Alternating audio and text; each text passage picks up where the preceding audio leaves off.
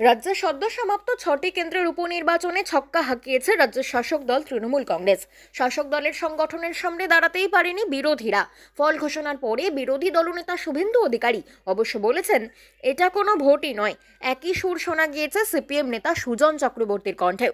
বস্তুত উপনির্বাচন নিয়ে সাধারণ ধারণাই হলো, যেহেতু এই ভোটে সরকার বদলের সুযোগ থাকে না, তাই উপনির্বাচনে শাসক দলই জেতে।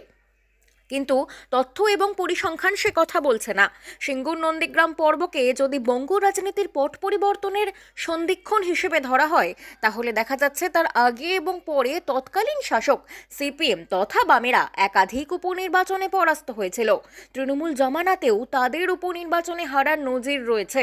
2006 সালের বিধানসভা ভোটে 50% বেশি ভোট এবং 235টি আসন নিয়ে বুদ্ধদেব ভট্টাচার্যের নেতৃত্বে সপ্তম বামফ্রন্ট সরকার প্রতিষ্ঠিত হয়েছিল। ঘটনাচক্রে সেই ফল ঘোষণার সপ্তাহ তিনেকের মধ্যেই সিঙ্গুর আন্দোলনের ভিত পুজো শুরু হয়ে যায়।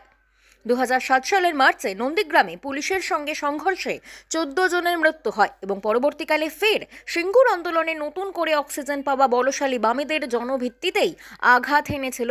সিঙ্গুর পর্বেই স্পষ্ট হয়েছিল যে উপনির্বাচন মানেই শাসকের জয় নয়। বেশিরভাগ ক্ষেত্রে শাসক দল জেতে ঠিকই, এ ব্যাপারে কোনো সন্দেহ নেই, কিন্তু বিরোধীরাও জেতে, শাসক দল হারে। বাংলা খবর, আপনার রাজনীতি, আপনার আওয়াজ।